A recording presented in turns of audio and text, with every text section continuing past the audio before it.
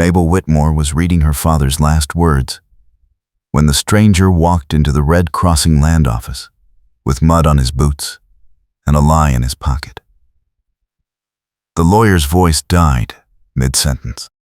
Every head in the cramped room turned toward the doorway, where a lean man in a weathered tan coat stood backlit by hard morning sun, his gray eyes scanning the crowd with the careful stillness of someone used to counting exits. Mabel's hand tightened on the inheritance papers. She did not look away. The stranger's gaze found hers and held for 3 seconds too long before he stepped aside to let the door close. Something in that look made her pulse kick sideways, part warning, part recognition of something she could not name. The lawyer cleared his throat and continued reading, but Mabel heard nothing after that. She knew trouble when it walked through a door. The broken ranch sat 12 miles west of Red Crossing, on land her father had worked himself to death trying to tame.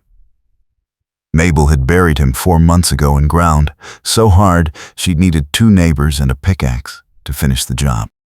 The inheritance was 300 acres, a failing cattle herd, debts to every merchant in town, and a cattle drive contract her father had signed 3 weeks before his heart gave out.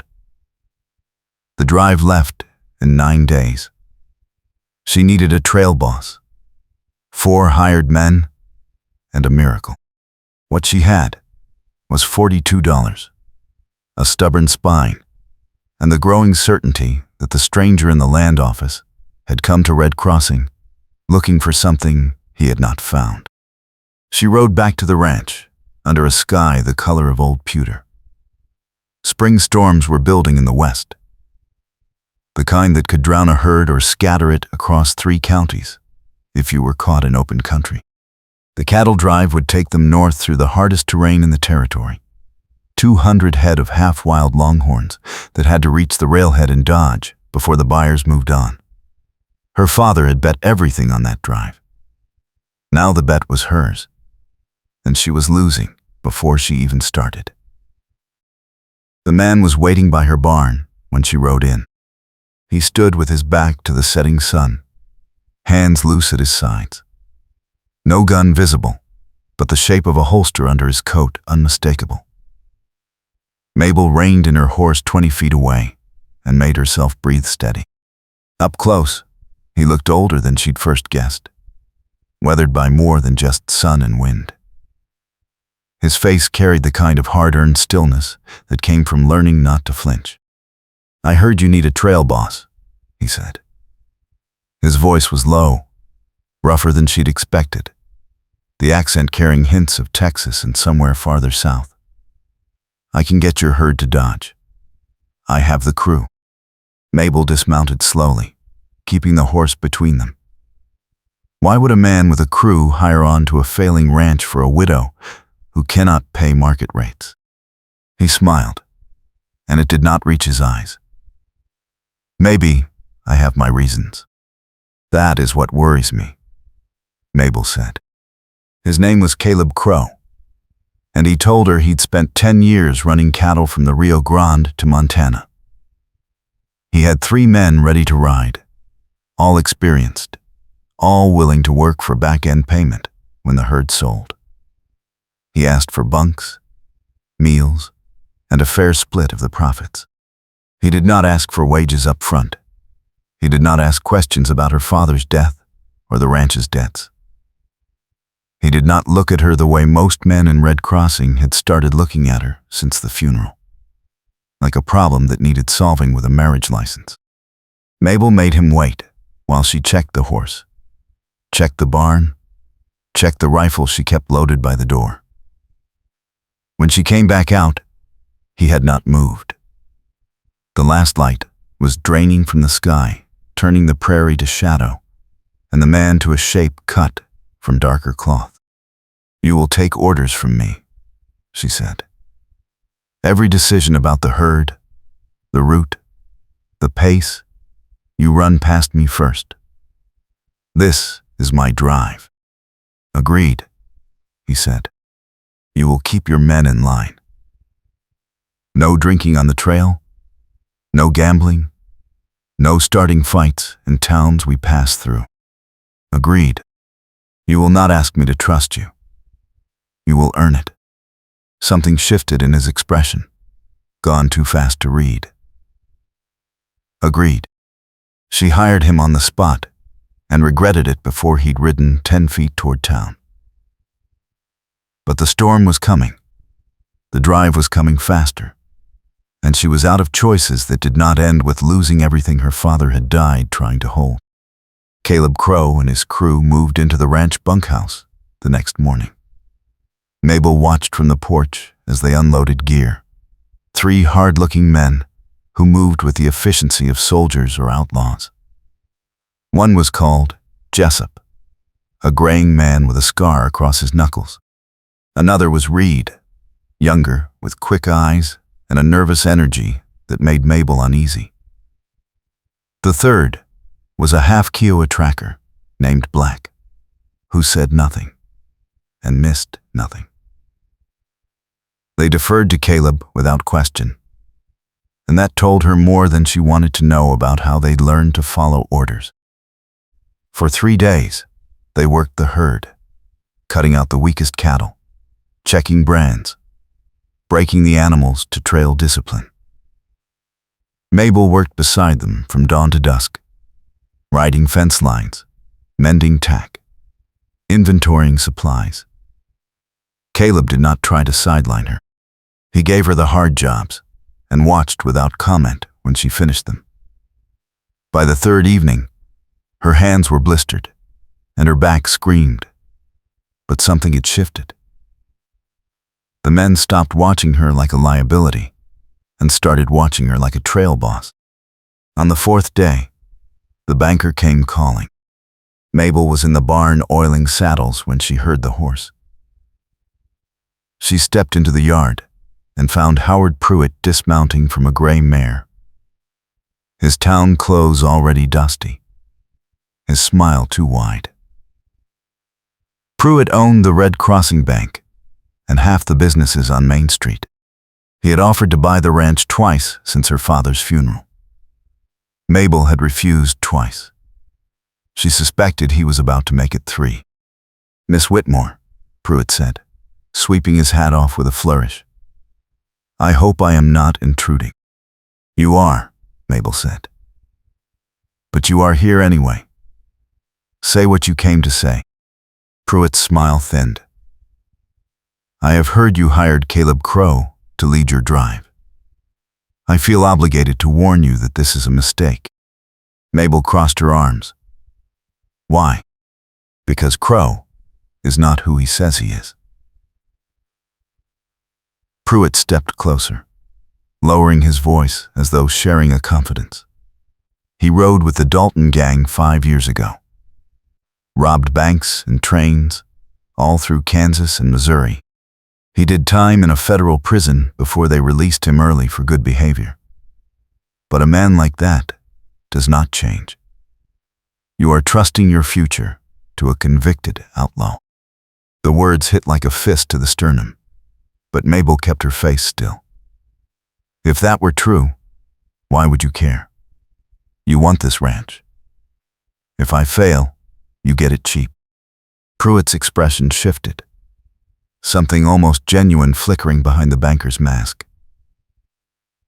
"Because your father was a good man, and I do not want to see his daughter ruined by a criminal. Marry me, Mabel. Let me protect you from this mess.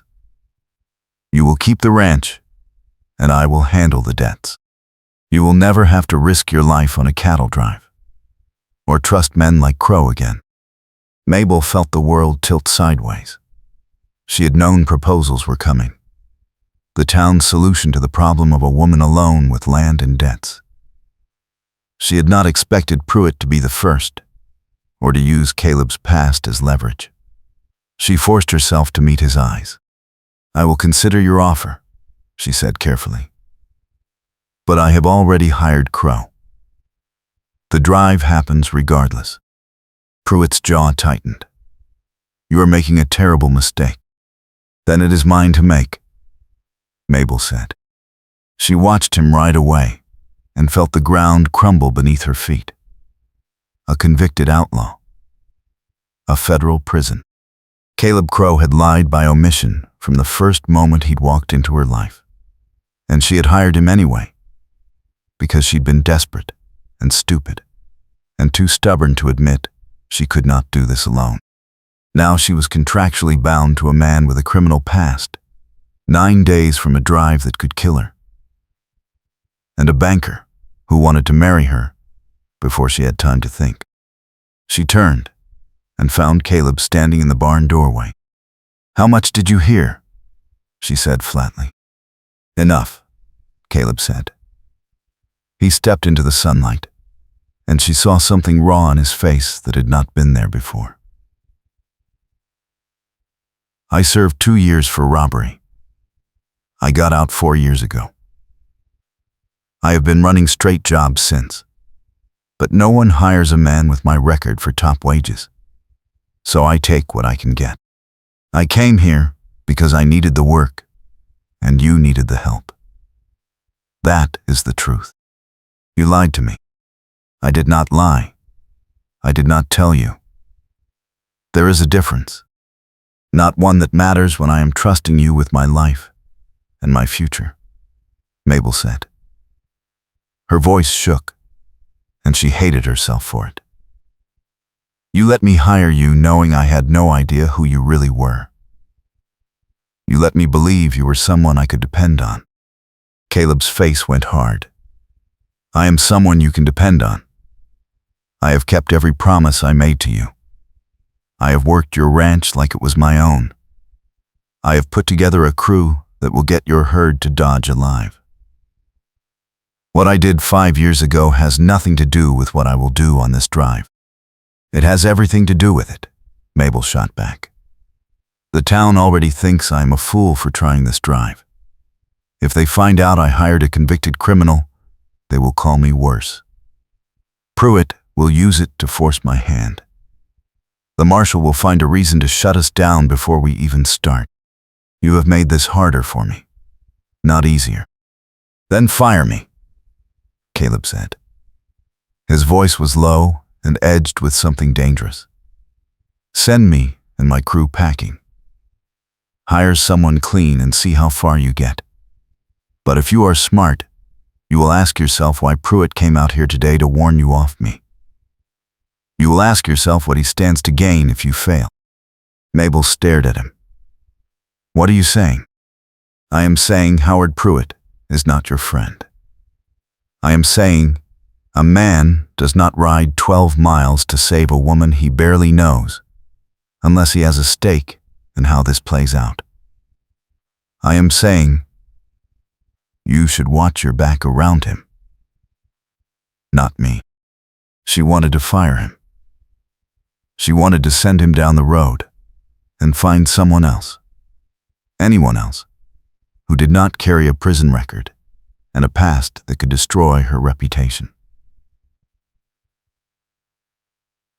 But Caleb was right about one thing. She was out of time, out of options, and out of allies. If she fired him now, she would lose the drive, the ranch, and any hope of independence. If she kept him, she was gambling everything on a man who had already lied to her once. "You step wrong on this drive," she said slowly. "You cheat me. You put my people or my herd at risk. I will see you back in prison myself. Do you understand?" "Yes, ma'am," Caleb said. "And if Pruitt is involved in something crooked, you will help me prove it." Caleb nodded once, sharp and final. "Deal." Mabel turned and walked toward the house before he could see the way her hands were shaking. She had just made a deal with an outlaw, and she was not sure if it was the smartest or stupidest thing she had ever done.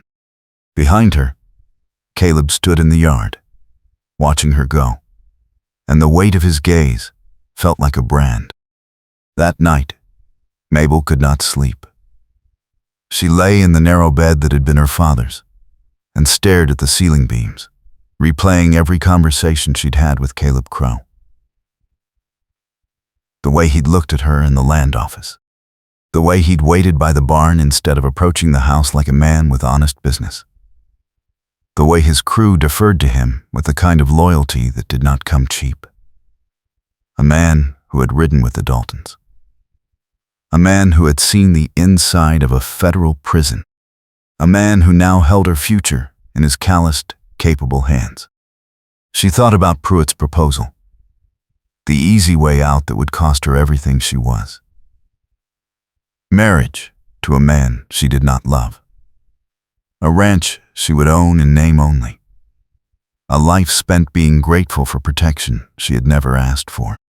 Her father had taught her to stand on her own, to value independence over safety, to measure a person by their work, not their words.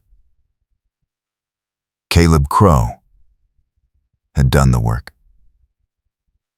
But he had also kept secrets, and secrets had a way of costing more than she could afford to pay. In the morning, she found Caleb in the corral working a fractious gelding. The horse was fighting the bit, ears pinned, hooves striking the dirt in sharp, angry punctuation. Caleb moved with him, not forcing, not backing down, just staying present until the animal's breathing slowed and the fight drained out. When the horse finally stood still, sides heaving, Caleb ran a hand down its neck and murmured something too low for Mabel to hear. The gesture was so unexpectedly gentle that it stopped her in her tracks. He looked up and saw her watching. The moment stretched, awkward and charged, before Mabel forced herself to step forward. "I need to check the supply list," she said. "If we are leaving in 6 days, I need to know what we are still short." Caleb looped the horse's lead over the fence rail and pulled a folded paper from his coat. "Already done. We need another 50 pounds of flour, coffee, dried beans, salt pork, and medical supplies. I can pick it up in town tomorrow if you authorize the credit." Mabel took the list and scanned it, surprised by the neat handwriting and the thoroughness of the inventory. He had accounted for everything, including contingencies for delays, injuries, and weather. It was the work of someone who understood that a cattle drive could kill you in 100 different ways if you were not prepared. She folded the paper and met his eyes. "I will go with you. If I am authorizing credit, I want to be there when the merchants ask questions." "They will ask questions," Caleb said quietly. "About me. Then we will answer them together," Mabel said. They rode into Red Crossing the next morning, under a sky scrubbed clean by overnight rain. The town was small, raw and practical. A main street lined with false front buildings and boardwalks slick with mud. Mabel felt eyes tracking them as they dismounted in front of the general store, felt the weight of speculation and judgment in every turned head. Caleb walked beside her, his presence a provocation she could not avoid. This was the choice. Stand with him and dare the town to question her, or step aside and admit she'd made a mistake. She pushed the door open and walked in first. Caleb followed. The storekeeper was a man named Fletcher, balding and shrewd, who'd extended her father credit for years. He looked up when they entered, his gaze moving from Mabel to Caleb, and back again. His expression curdled. "Miss Whitmore," he said carefully. "What can I do for you?" Mabel handed him the supply list. "I need this filled and added to my account. We leave for the drive in 5 days." Fletcher scanned the list, then set it down with deliberate slowness. "I am afraid I cannot extend further credit, Miss Whitmore. Your account is already overdrawn." It will be settled when the herd sells, Mabel said. You know that. I know you are taking a risk that may not pay off, Fletcher said. He glanced at Caleb. Especially with the help you have hired. Caleb stepped forward, his voice level and cold. You have a problem with me. Say it plain. Fletcher's face reddened. I have heard you rode with the Daltons. I do not do business with criminals. I did my time, Caleb said. I am not asking you to trust me. I am asking you to extend credit to Miss Whitmore, based on her father's reputation, not mine.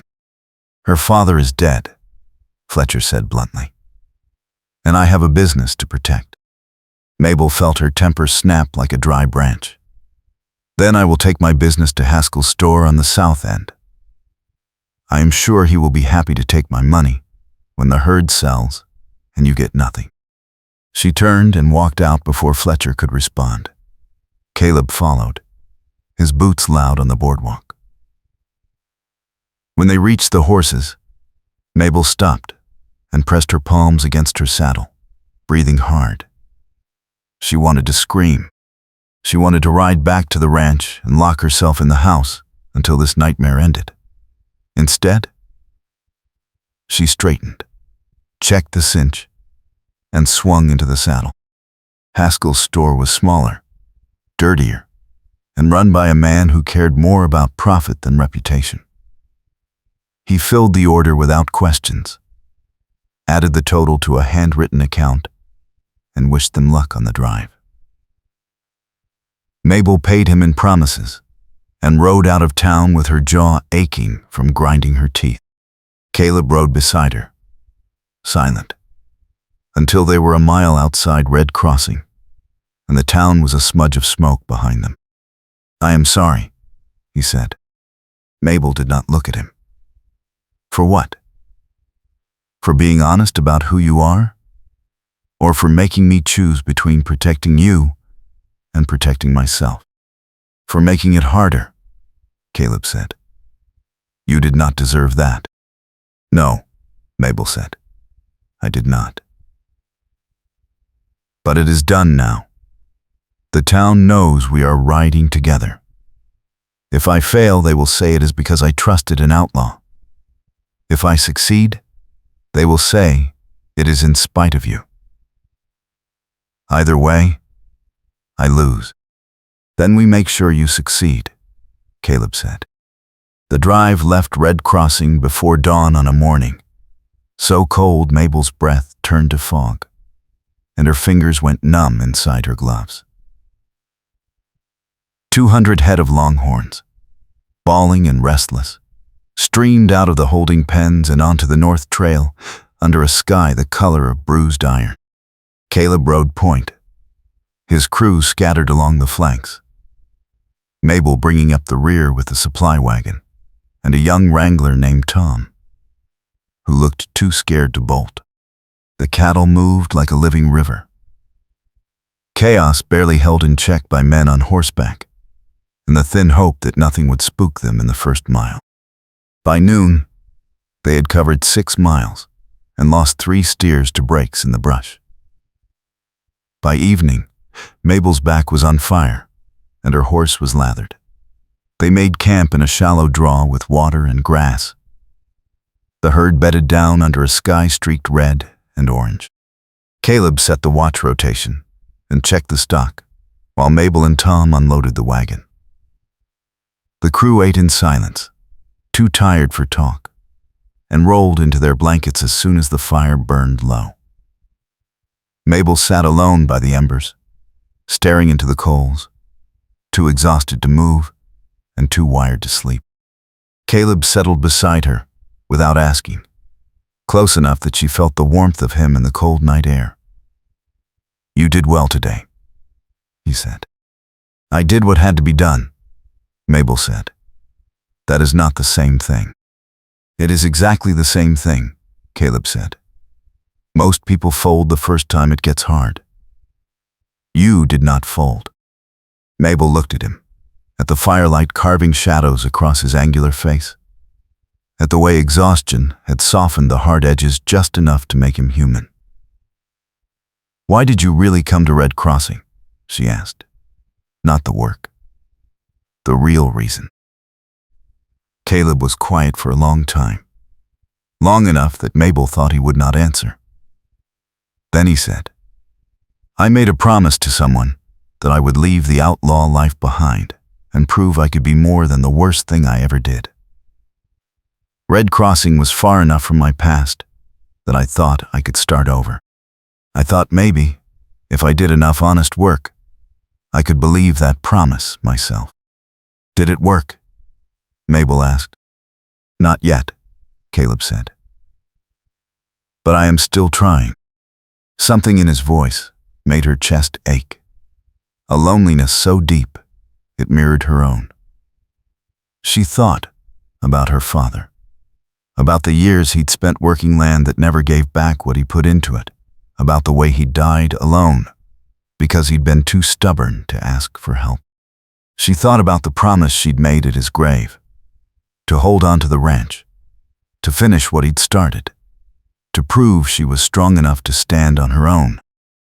And she thought about the man sitting beside her, an outlaw trying to become someone else, and how fragile trust was when you built it on broken ground. The next day, they pushed north into open country, the herd stringing out in a long line across the prairie. The weather held, cold but clear, and the cattle settled into the rhythm of the drive. Mabel rode beside Caleb for stretches, learning the way he read the land, the way he anticipated problems before they became disasters. He was good at this, better than she'd expected, and his crew followed his lead with the kind of discipline that came from respect, not fear. By the third day, she'd stopped questioning every decision he made and started trusting his judgment. It terrified her how easy that trust was beginning to feel. On the fourth night, Reed came into camp with blood on his shirt and a steer missing. He'd taken a fall chasing a break, hit his head on a rock, and lost the animal in the confusion. Caleb pulled him aside, his voice too low for Mabel to hear, but she saw the tension in Reed's shoulders and the way Caleb's hand lingered on the younger man's arm, steadying him. When Caleb came back to the fire, Mabel was waiting. "Is he all right?" she asked. "Concussed," Caleb said. "He needs rest, but he will not take it. He thinks I will send him packing if he cannot pull his weight." "Will you?" Caleb looked at her, his gray eyes unreadable in the firelight. "No.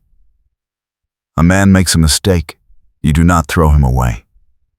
You give him a chance to do better, even if it costs you," Mabel said quietly. "Especially if it costs you," Caleb said. On the fifth day, the storm Mabel had been dreading rolled in from the west, a wall of black clouds that swallowed the horizon and turned the air electric. Caleb called a halt and ordered the herd into a tight circle, the crew riding hard to keep the cattle from scattering. The wind hit first, cold and vicious, driving grit into Mabel's eyes and tearing at her shawl. Then the rain came, sheets of water so thick she could barely see the horse in front of her. Lightning cracked overhead, close enough to make the cattle bawl and surge. Mabel's horse spooked, rearing sideways, and she felt herself sliding, the saddle slick and her grip failing. A hand caught her arm, iron strong, and dragged her back into the saddle. Caleb's face was inches from hers, rain streaming down his face, his voice a shout over the storm. "Stay on your horse. Do not let go." "I was not planning to," Mabel yelled back. Caleb grinned, wild and sudden, and for a heartbeat, she saw something fierce and alive in him that had nothing to do with danger and everything to do with the kind of man who rode straight into the storm instead of away from it. Then he was gone, wheeling his horse back toward the herd. And Mabel was alone in the rain, with her heart pounding and her hands shaking. They fought the storm for 2 hours, holding the herd together by sheer will and luck. When the rain finally slackened and the clouds broke, the prairie was a mud pit, and the crew was soaked to the bone. But they had not lost a single animal. Caleb rode the line, checking the herd, checking his men, and when he reached Mabel, he stopped. "You all right?" he asked. Mabel nodded, too breathless to speak. Caleb's gaze held hers for a moment longer than necessary, something unspoken passing between them that felt like recognition. Then he rode on, and Mabel sat in her saddle, shivering and soaked and strangely exhilarated, because she had just survived the thing she'd been most afraid of, and Caleb Crowe had kept her from falling. They made camp that night in a sheltered hollow, the crew too exhausted to do more than collapse by the fire. Mabel's clothes were still damp, her muscles screaming, her head pounding from hours of tension. She tried to help Tom with the supply wagon and nearly dropped a crate on her foot.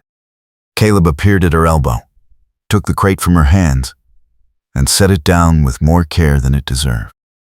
"You need to rest," he said. "So do you," Mabel said. "I will. After I make sure you do not fall over first." He guided her to the fire, wrapped a dry blanket around her shoulders, and handed her a tin cup of coffee so hot it burned her tongue. Then he sat beside her, close enough that their shoulders touched. And for the first time since the drive started, Mabel let herself lean into someone else's strength. It felt dangerous. It felt necessary. It felt like the beginning of something she could not take back.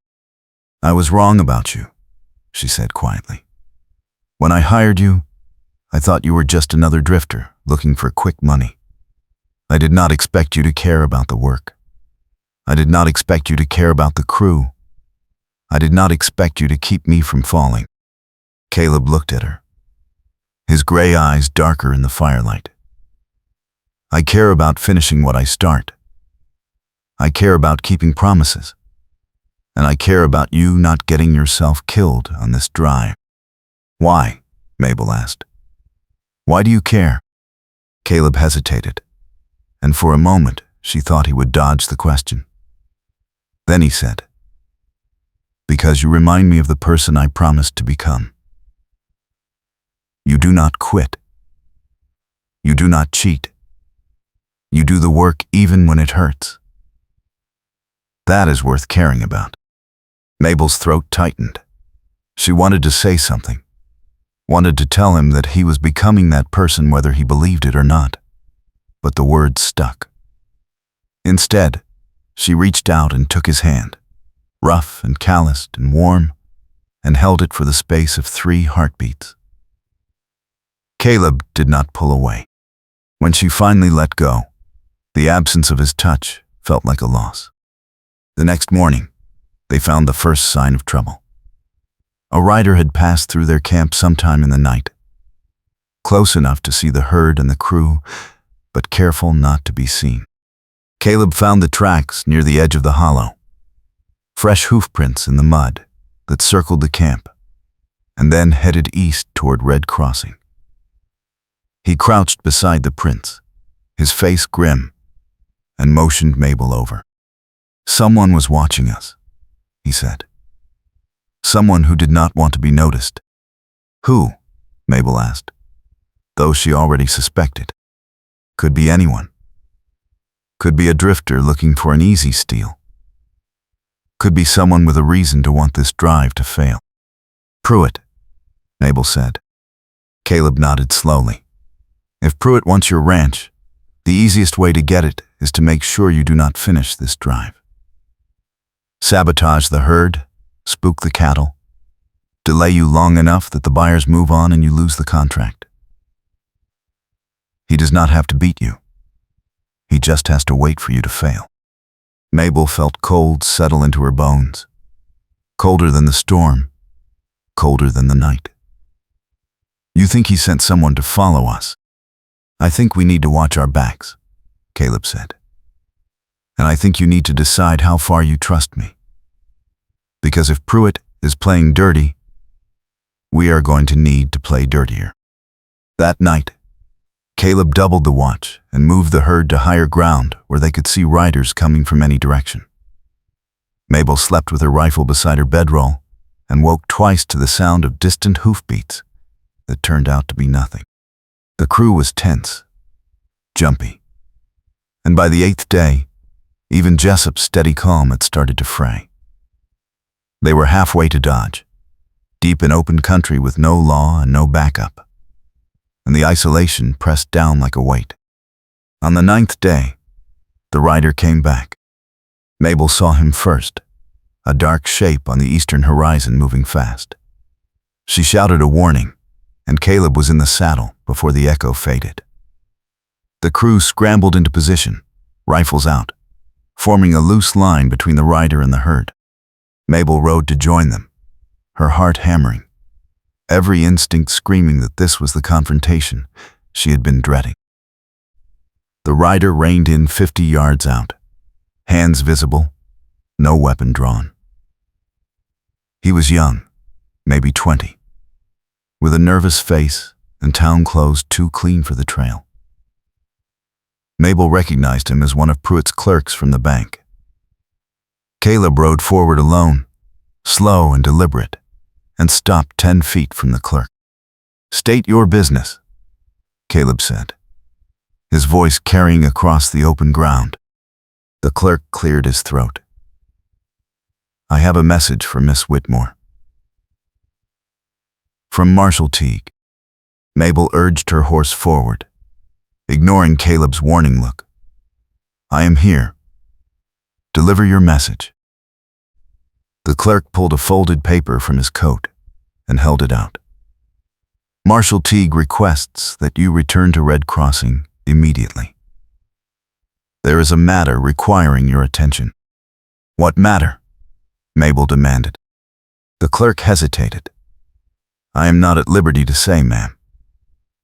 But the marshal was very clear that it is urgent. Mabel took the paper and unfolded it, scanning the few terse lines written in the marshal's hand. The message was vague, official, and ominous.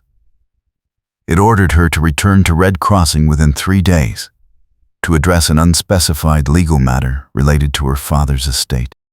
It did not specify consequences for refusal, but the threat was implicit. Caleb read over her shoulder, his jaw tightening. "This is Pruitt," Caleb said quietly. "He is using the marshal to pull you off the trail. If you go back, you lose time you cannot afford. If you do not go back, Teague will have an excuse to declare you in contempt and seize the ranch." Mabel's hands shook as she refolded the paper. "What do I do?" "You keep moving," Caleb said. "You finish this drive. I will ride back to Red Crossing and deal with Teague." "No," Mabel said sharply. "If you go back, they will arrest you. Teague is looking for an excuse, and a former outlaw riding into town alone is exactly the excuse he needs." "Then we both go," Caleb said, "and leave the herd with a concussed wrangler and 2 men who have never led a drive?" Mabel shook her head. "That is suicide for the herd. We lose either way." "Not if we call Pruitt's bluff," Caleb said. He leaned closer, his voice low and urgent. "Send the clerk back with a message.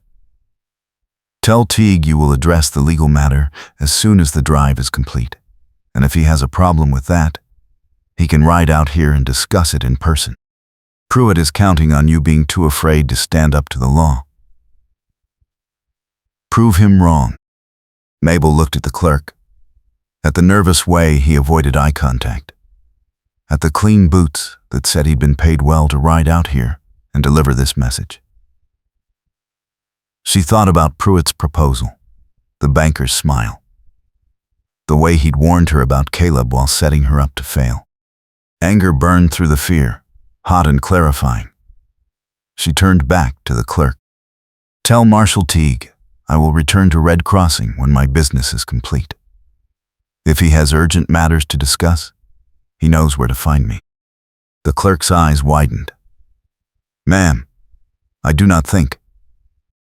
"Deliver the message," Mabel said coldly.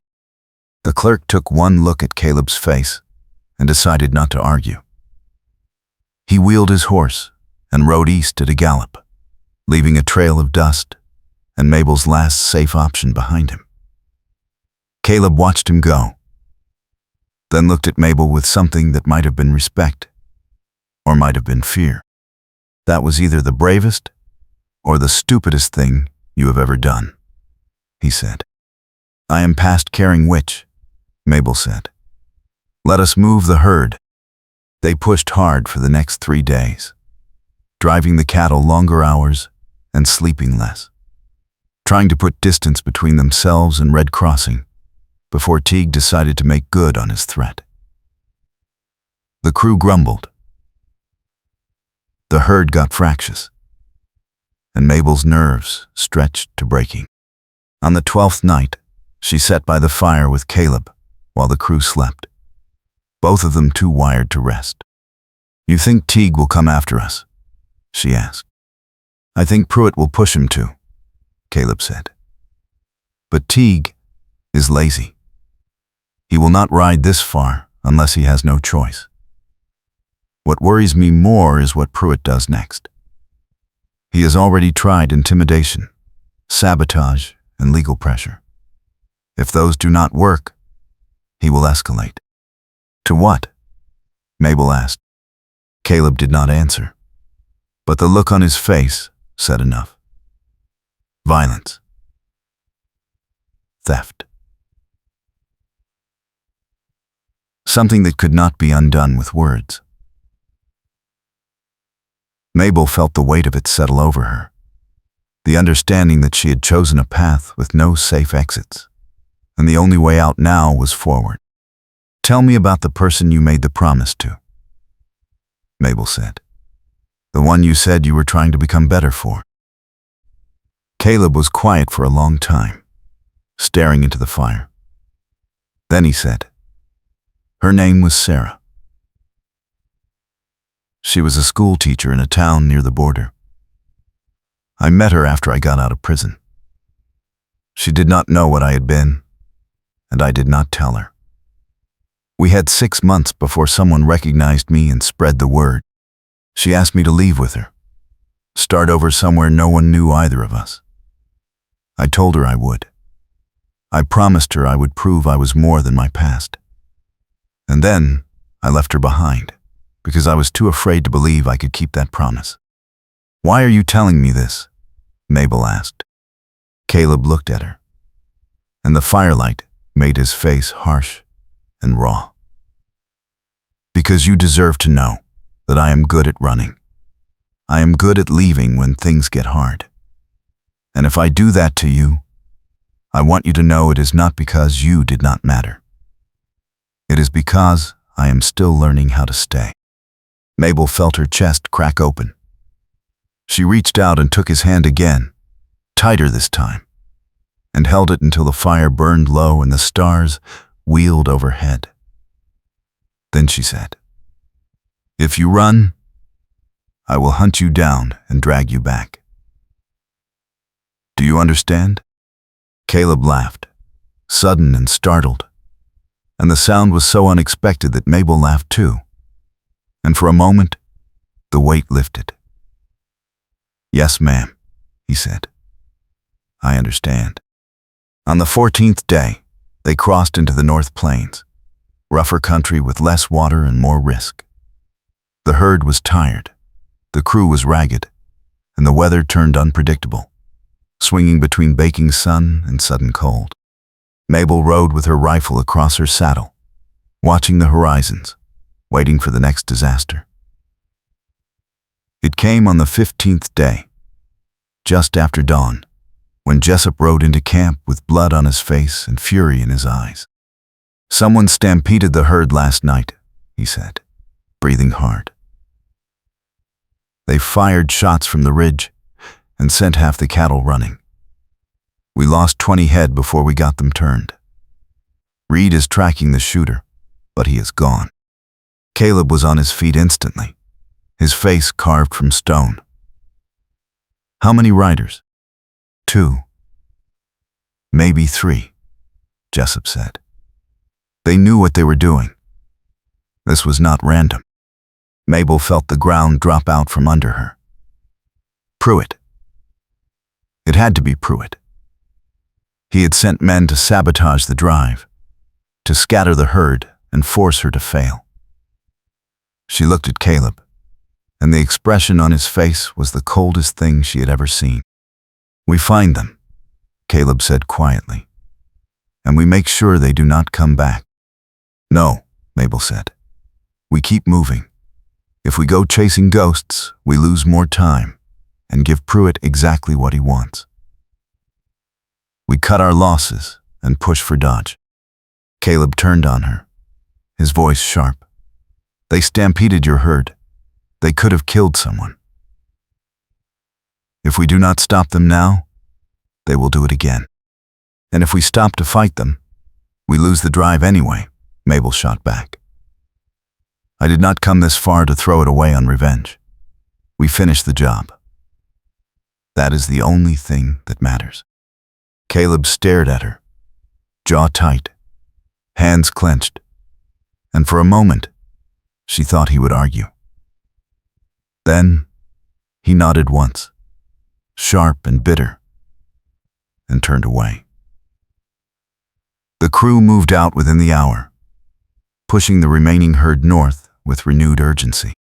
Mabel rode beside Caleb in silence, the distance between them charged and painful. She had made the right call. She knew she had made the right call.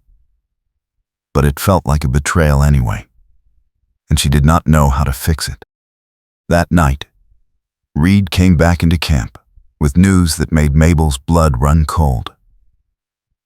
The shooters were camped 10 miles south, 3 men with good horses and enough supplies to follow the drive all the way to Dodge. Reed had gotten close enough to hear them talking. They had been paid by Howard Pruitt to delay the drive by any means necessary. If the herd did not reach the railhead on time, Pruitt would foreclose on the ranch and buy it for pennies on the dollar. It was not sabotage. It was a coordinated effort to destroy her. Caleb listened to Reed's report in silence, then dismissed the crew and pulled Mabel aside. "We cannot outrun them," he said. "They will keep hitting us until we lose enough cattle that the buyers walk. We have to stop them." "How?" Mabel asked. "We are outnumbered, outgunned, and running out of time. We set a trap," Caleb said. "We make them think we are vulnerable, draw them in, and take them down before they can run. It is risky, but it is the only play we have left." Mabel looked at him, at the hard certainty in his face, at the way his hands were steady even though the plan was insane. "You have done this before," she said. "Set a trap. Taken down men who were hunting you." Caleb did not deny it. "I have, and I can do it again.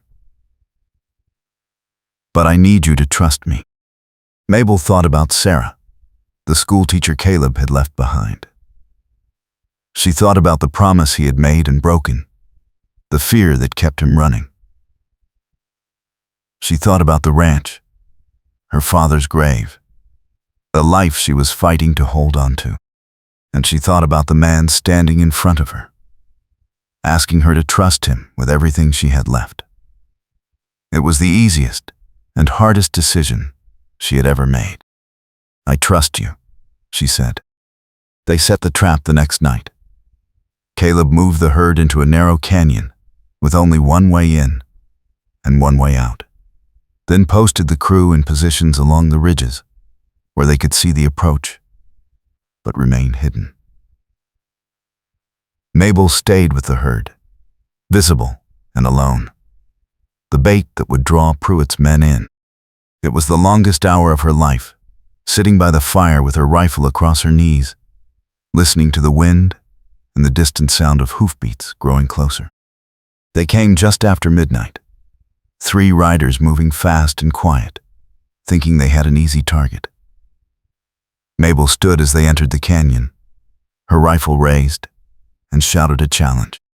The riders pulled up, startled, and in that moment of hesitation, Caleb and the crew moved in from the ridges, surrounding them with rifles leveled and no room to run. The lead rider reached for his gun, and Caleb fired a shot into the ground at his feet. "Do not," Caleb said, his voice cold and final. The riders froze. Caleb dismounted and walked forward, his rifle steady, his face carved from shadow and firelight. Mabel followed, her heart pounding, her hands shaking. Caleb pulled the lead rider off his horse and shoved him to his knees. "Who paid you?" Caleb demanded. The rider spat in the dirt. "Go to hell." Caleb cocked his rifle. "I have been there. It is not as bad as what I will do to you if you do not answer the question." "Who paid you?" "Howard Pruitt," the rider said finally, his voice sullen. "He paid us to delay the drive. We were not supposed to hurt anyone. Just spook the herd, slow you down." Mabel stepped forward, her voice shaking with rage. "You stampeded my cattle. You could have killed my crew. You think that is not hurting anyone?" The rider looked away. "Pruitt said you would fold. He said you were just a woman playing at ranching, and you would give up as soon as things got hard." Mabel felt something break inside her, sharp and final. She had spent her whole life proving she was more than what people expected, more than the limits they tried to put on her. And Howard Pruitt had counted on her failing because he could not imagine a woman succeeding. She looked at Caleb, and the expression on his face was murder barely leashed. "What do you want to do?" Caleb asked quietly. "Tie them up," Mabel said. "Leave them with enough water to last until we reach Dodge. Then send word to the Marshal about what Pruitt did. Let the law handle it." Caleb nodded slowly. "That is the right call. But if you want me to handle it differently, I will." Mabel understood what he was offering. Violence. Revenge. The kind of justice that did not wait for courts or evidence. It would be easy. It would be satisfying. And it would make her no different than Pruitt. She shook her head. "No. We do this the right way." They tied the riders and left them in the canyon with water, and a warning that if they followed the drive again, there would be no mercy. Then they moved the herd out at first light, pushing hard for Dodge. The crew was rattled but intact. The herd was smaller but still viable, and Mabel felt something shift inside her, a certainty that had not been there before. She had faced the worst Pruitt could throw at her, and she had not broken. They reached Dodge City on the 23rd day, exhausted, filthy, and triumphant. The railhead was chaos, cattle everywhere, buyers inspecting herds, drovers haggling over prices. Mabel rode through the gates with her head high and Caleb at her side, and she felt the weight of the last month lift just enough to breathe. They sold the herd for a fair price, enough to pay off her father's debts and keep the ranch solvent for another year. The buyer asked if she would be back next season, and Mabel said yes without hesitation. That night, the crew celebrated in a saloon loud with music and laughter. Mabel stayed for one drink, then slipped outside into the cool night air. Caleb found her on the boardwalk, leaning against a post, staring up at the stars. He settled beside her without speaking, and they stood in silence for a long time, the noise of the saloon a muffled backdrop. "You did it," Caleb said finally. "You finished the drive." "We did it," Mabel corrected. "I could not have done it without you." Caleb looked at her, and the expression on his face was complicated. Hope and fear tangled together. "What happens now?" Mabel took a breath. "Now we go back to Red Crossing. We deal with Pruitt and the Marshal. We make sure what he did does not get buried. And then we figure out what comes next." "What do you want to come next?" Caleb asked quietly. Mabel turned to face him, close enough to see the firelight from the saloon reflected in his gray eyes. "I want to keep the ranch. I want to run cattle drives every season. I want to prove that I can build something that lasts. And I want you to stay. Not as a hired hand, as a partner." Caleb went very still. "Mabel, I am not. You are exactly who you need to be," Mabel said. "You kept your promise. You proved you could be more than your past. And I am asking you to stay and build a future with me. If you want that." Caleb reached out and took her hand, rough and careful, like he was afraid she would disappear. "I want that," he said. "I want that more than I have wanted anything in a long time. But I need you to know that people will talk. They will say you are making a mistake. They will say I am not good enough for you. Let them talk," Mabel said. "I have spent my whole life listening to people tell me what I cannot do. I am done listening. I know who you are, Caleb Crowe. And I choose you anyway." Caleb pulled her close, and Mabel went without hesitation, wrapping her arms around him and holding on like he was the only solid thing in a spinning world. His heart beat steady under her cheek, and she felt something settle inside her. A rightness she had not known she was looking for. When he finally pulled back, his eyes were bright, with something that might have been tears, or might have been relief. "I am not going anywhere," he said. "Not unless you send me away." "I will not," Mabel said. "I promise." They rode back to Red Crossing 3 days later with the crew, and enough money to make the journey comfortable. Word of the successful drive had already reached the town, carried by telegraph and gossip. When they rode down Main Street, people stopped to stare, some with grudging respect, some with open hostility. Mabel did not care. She rode straight to the bank and walked into Howard Pruitt's office without knocking. Pruitt looked up from his desk, his face going pale. "Miss Whitmore," he said carefully, "I heard you completed the drive. Congratulations." Mabel set a bank draft on his desk, payment in full for every debt her father owed, plus interest. "The ranch is mine, clear and free. You have no claim on it, no leverage, and no excuse to interfere in my business again. Is that understood?" Pruitt's jaw tightened. "I do not know what you are implying, but I am implying that you paid men to sabotage my drive," Mabel said, coldly. "I am implying that you used Marshal Teague to harass me. I am implying that you tried to force me into marriage by destroying my livelihood. And I am telling you that if you ever come near me or my ranch again, I will make sure every person in this territory knows exactly what you did." Pruitt stood, his face red. "You have no proof." "I have 3 witnesses who will testify that you paid them," Mabel said. "I have a paper trail that shows you tried to foreclose on a ranch that was not yet in default.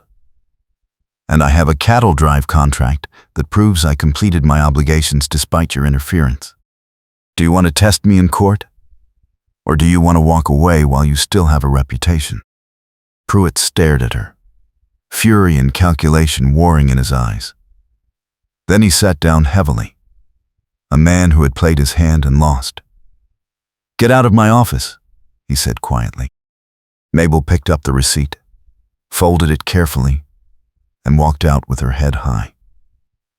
Caleb was waiting on the boardwalk, leaning against a post with his arms crossed and a small smile on his face. "How did it go?" he asked. "Exactly how I planned," Mabel said. They walked to the Marshal's office next, and Mabel laid out the evidence of Pruitt's sabotage in clear, unemotional terms. Marshal Teague listened with a face like stone, then asked questions in a voice that said he already knew most of the answers. By the end of the conversation, it was clear that Teague had been used, and he did not appreciate it. He promised to investigate, and Mabel believed him. It was not justice, not yet, but it was a start.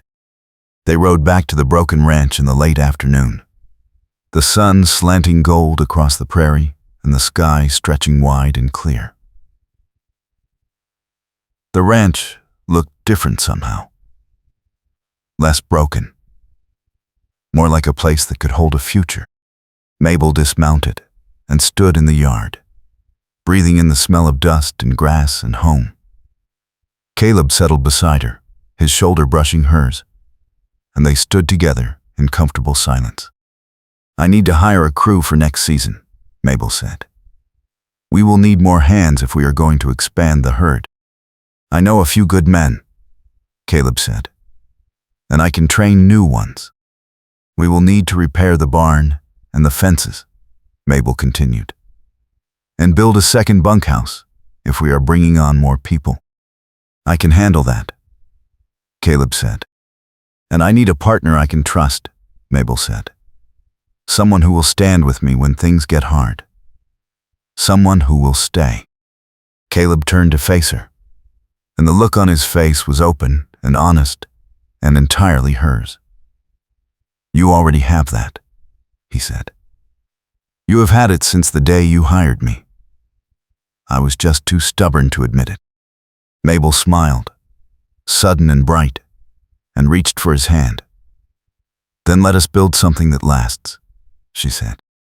Caleb pulled her close, and this time when he kissed her, it was not hesitant or careful. It was a promise, solid and real, the kind that did not break under pressure.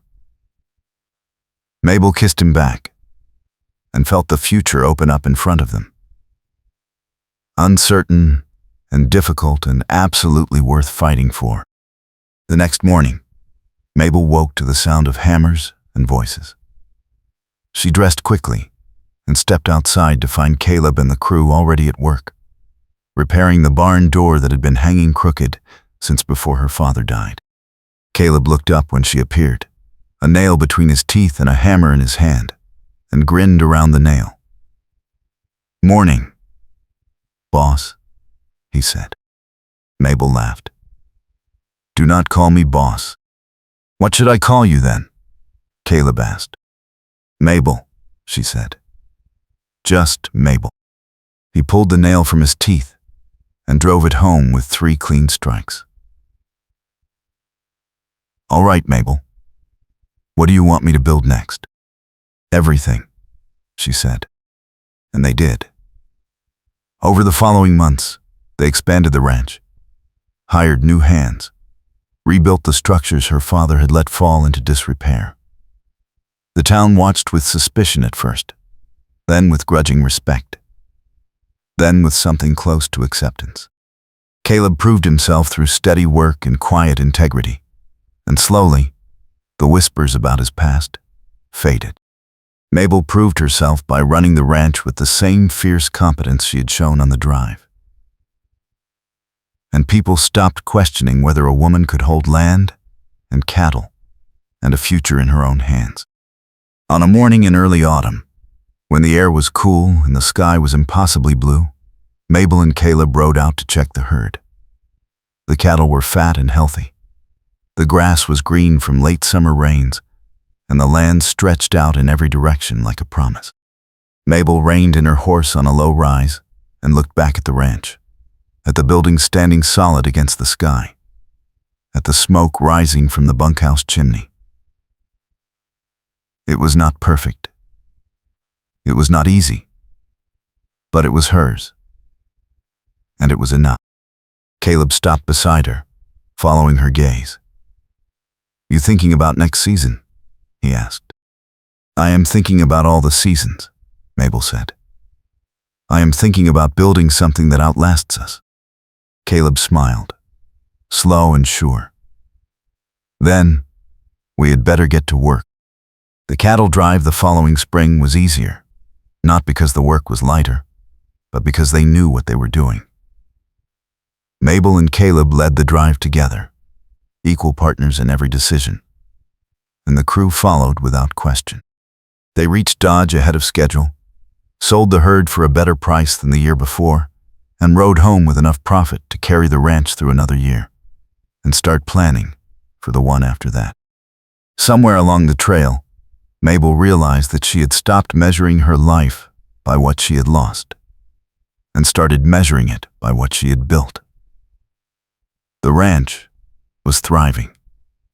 The crew was loyal. Caleb was steady and true, and she trusted him in ways she had never thought possible. She had started out alone, desperate, and fighting for survival. She had ended up with a partner, a future, and the certainty that she was exactly where she was meant to be. On a quiet evening in late spring, when the sun was setting fire to the western sky and the prairie was soft with new grass, Mabel and Caleb sat on the porch of the ranch house, watching the light fade. Caleb reached for her hand, and she took it without hesitation, their fingers lacing together like they had been doing it forever. "I kept my promise," Caleb said quietly. "I stayed."